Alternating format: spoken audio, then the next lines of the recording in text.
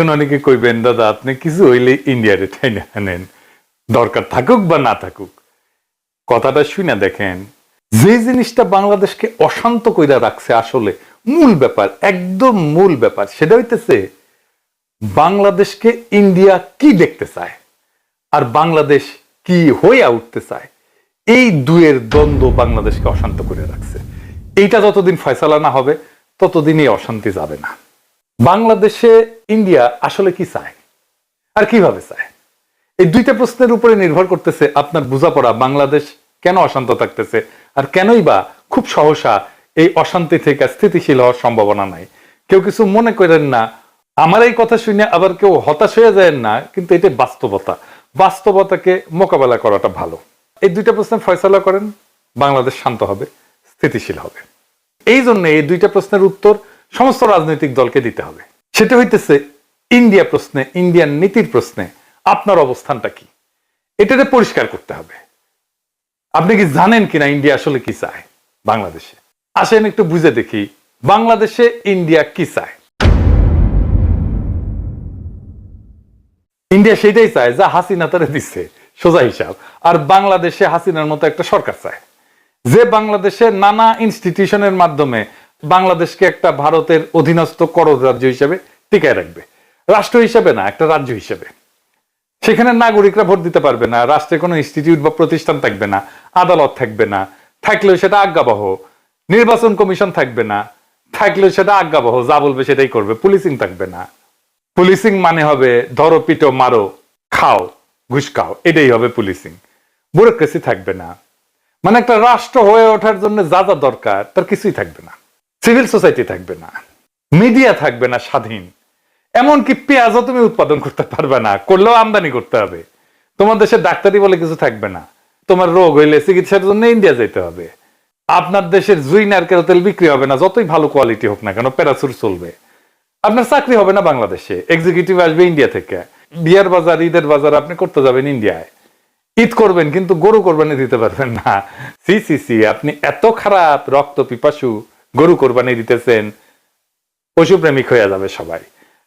আপনি পায়জামা পাঞ্জাবি টুপি পড়তে পারবেন না, আপনি মাদ্রাসায় বাচ্চাকে পড়াইতে পারবেন না, আপনার মসজিদে ঢুকে পেটানো হবে।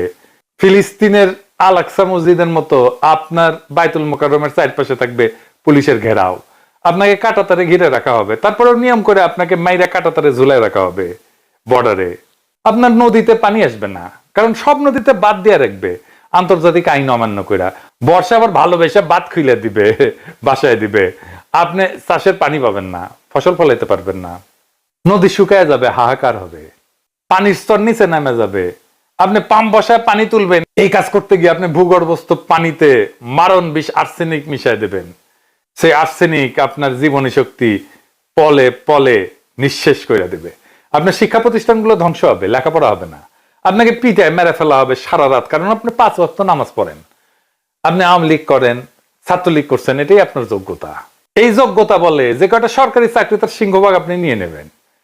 আপনারে পড়ানো হবে আপনি আসলে অখণ্ড ভারতের অংশ। আপনি জানবেন মুসলমানরা আসলে বহিরাগত। আপনি কথা বলবেন, আপনাকে জেলে নেওয়া হবে, পিটানো হবে, ক্রস ফায়ারে মেরে ফেলা হবে, দেশ ছাড়া করা হবে, পেটের নাড়ি ভুড়ি বের করে সিমেন্টের স্ল্যাব বেঁধে নদীতে ডুবাই দেওয়া হবে, কোনোদিন আপনারে খুঁজে পাওয়া যাবে না। চলন্ত ট্রেনের নিচে ফেলে দেওয়া হবে হাত পা ব্যাগটা, নয়তো আয়নাঘরে বন্দি রাখা হবে বছরের পর বছর। এই আয়নাঘরের কোথাও না, আপনার ক্যান্টনমেন্টের মধ্যে। সবাই জানে, সব জেনারেল জানে, তারপরে ওইটা চলবে। কোনো কিছু বানায় বলা না, তাই না? সবকিছুই ঘটছে বাংলাদেশে। আর এইসবের কারণ আর কিছু না, কারণ একটাই, সেটা হইতেছে বাংলাদেশ একটা মুসলিম মেজরিটি দেশ। আর সেই বাংলাদেশ ভারতের মিথিক্যাল অতীতের অংশ, সে অখণ্ড ভারতের অংশ বাংলাদেশ। সেই অংশ সে ফেরত চায়, তার আগে তাকে পরিশুদ্ধ করে নিতে চায় তার জনগোষ্ঠীকে। কারণ এই জনগোষ্ঠী আগে হিন্দুই ছিল, তারা মুসলমান আগ্রাসনের ধর্মান্তরিত হয়েছে বলে তারা মনে করে। এদের পরিশুদ্ধ করতে হবে যেন মননে সে অখণ্ড ভারত মাতার সন্তান হইয়া ওঠে। তাকে নতুন এক ধর্মে দীক্ষিত করতে হবে, যার নাম অসাম্প্রদায়িকতা। এই অসাম্প্রদায়িকতা ধর্মে আপনি কোরবানি দিলে সাম্প্রদায়িক বর্বর, কিন্তু পয়লা বৈশাখের নামে অষ্টমীর এক ডালিয়া উদযাপন করতে পারবেন। আপনি বুঝবেনই না যে আসলে আপনার পয়লা বৈশাখের আড়ালে আপনি আসলে দুর্গাপূজার অষ্টমী করতেছেন। আপনি পূজা মণ্ডপে যেতে পারবেন, কিন্তু ঈদের নামাজে দাঁড়াইলে আপনি সাম্প্রদায়িক, পূজায় গেলে আপনি অসাম্প্রদায়িক। ঈদের নামাজে দাঁড়াইলে আপনি সাম্প্রদায়িক। তারপর একদিন টুপ কইরা ভারত আপনাকে অখণ্ড ভারত মাতার অংশ করে নেবে। Syllabus complete. থ্যাংক ইউ, ধন্যবাদ, বাংলাদেশ জিন্দাবাদ। এটাই আপনার ডেস্টিনি হয়ে উঠছে। এই যে আওয়ামী আর ইন্ডিয়ান প্রজেক্ট, তাই মোমেন্ট প্রকাশ্যেই বলছিল, ভারতকে সে বলছে হাসিনাকে টিকায় রাখতে হবে। শোনেন, আবার শোনেন, অনেক আগের কথা। আমি ভারতে গিয়ে যেটি বলেছি যে শেখ হাসিনাকে টিকে রাখতে হবে। শুনেছেন? শুধু তাই না, ভারত আর বাংলাদেশের স্বার্থ যে এক, সেটাও সে ঘোষণা করছে। ভারতের বিজয়ই আমাদের বিজয়। শুনেন, আমাদের বিজয় ভারতের বিজয়, বুঝছেন? আমাদের উন্নয়ন ভারতের উন্নয়ন, ভারতের উন্নয়ন আমাদের উন্নয়ন। তাহলে আপনার মূল সংকট হচ্ছে আপনার বাংলাদেশ রাষ্ট্র থাকবে কিনা।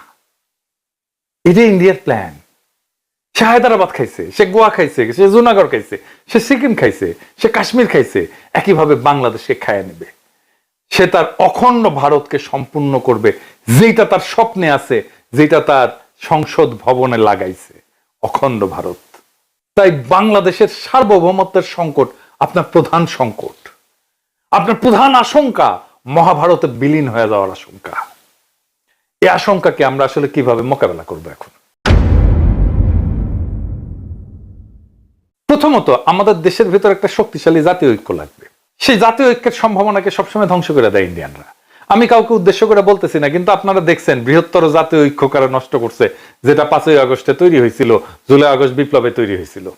জাতির যে আকাঙ্ক্ষা কারা কিভাবে ধ্বংস করছে সেটা আপনারা দেখছেন। 2 নম্বর হতেছে রাষ্ট্রের প্রতিষ্ঠানগুলো পুনর্নির্মাণ করতে হবে, যেগুলো হাসিনা ভেঙে দিয়ে গেছে, যেটাকে সংস্কার বলতেছে প্রফেসর ইউনূসের সরকার। তার ফলে রাষ্ট্রের প্রতিষ্ঠানগুলো যে ধ্বংস করছে হাসিনা, তা পুনর্গঠিত হবে সংস্কার করলে। এই জন্য এত সংস্কার সংস্কার সংস্কার সংস্কার শোনা হচ্ছে।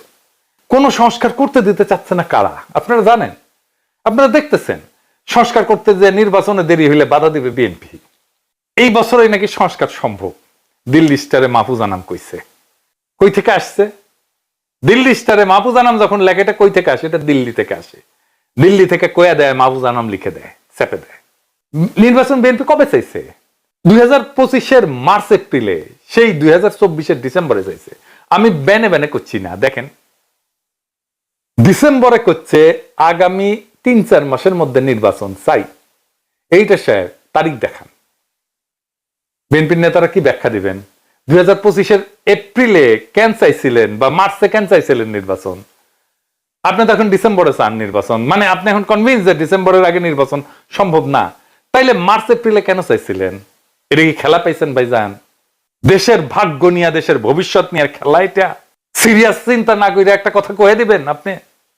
তারা তো সিনিয়র নেতারা।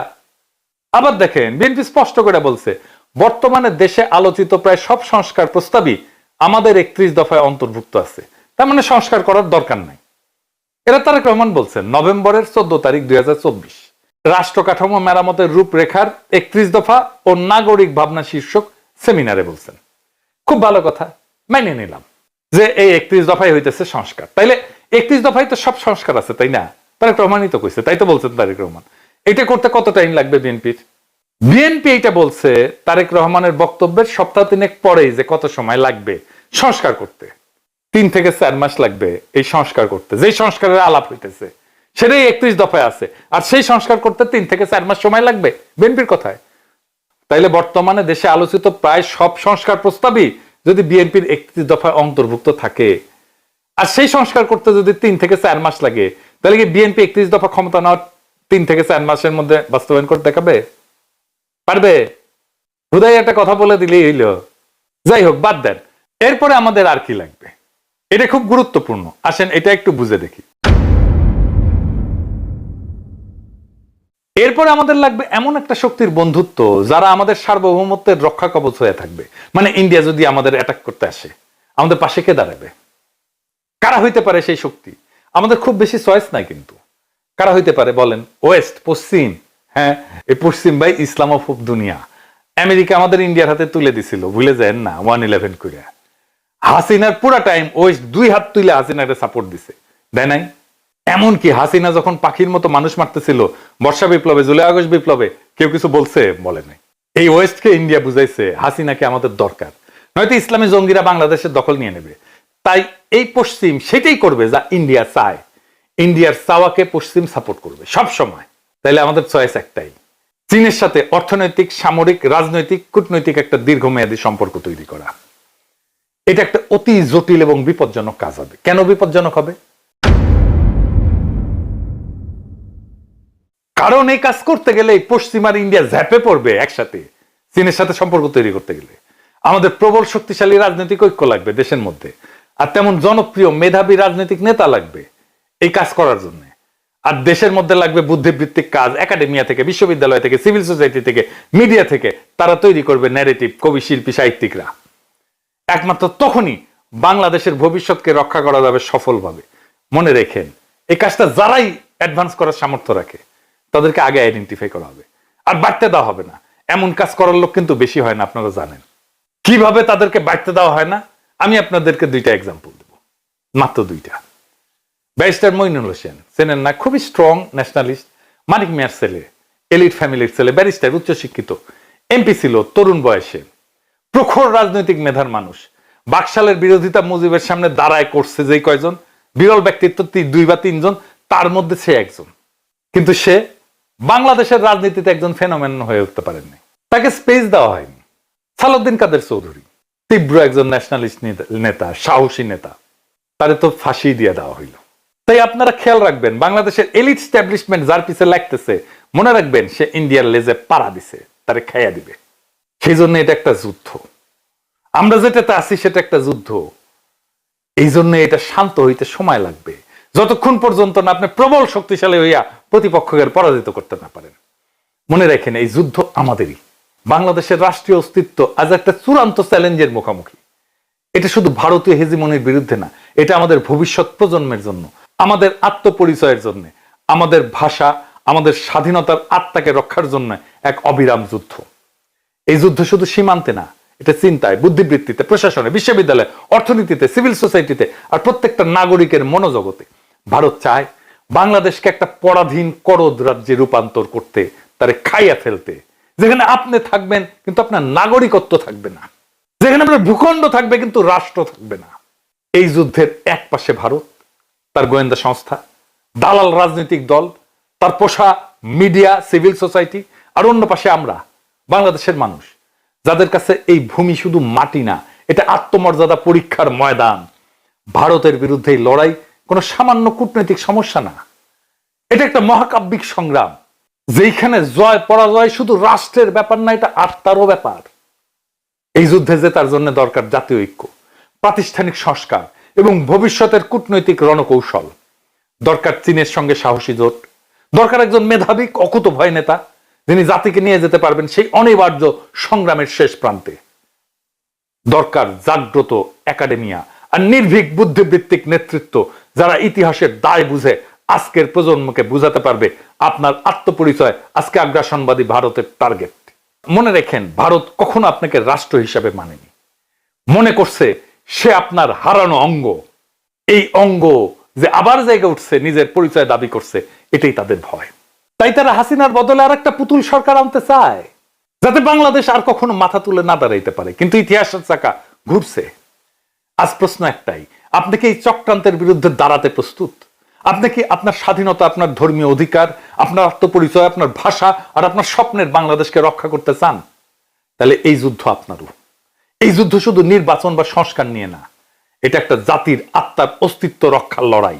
আপনি যদি এই যুদ্ধে অংশ না নেন, তাহলে একদিন জেগে উঠবেন সেই রাষ্ট্রহীন, আত্মাহীন ভূখণ্ডে, যার নাম একদিন ছিল বাংলাদেশ। এখনো সময় আছে, জায়গা ওঠেন, সংগঠিত হন, কারণ এইবার না পারলে আর কোনোবার আমরা পারবো না। বাংলাদেশ বাঁচলে আপনি থাকবেন, বাংলাদেশ গেলে শুধু আপনি, বাংলাদেশ গেলে আপনি শুধু নামে থাকবেন, নাগরিক থাকবেন না। এটা আপনার যুদ্ধ, এটা আপনার সময়, এটা আপনার নিয়তি রচনা করার শেষ সুযোগ। আসেন আমরা আগে যাই সেই ইস্পাত কঠিন ঐক্য গইরা, সেই ইতিহাস রচনা।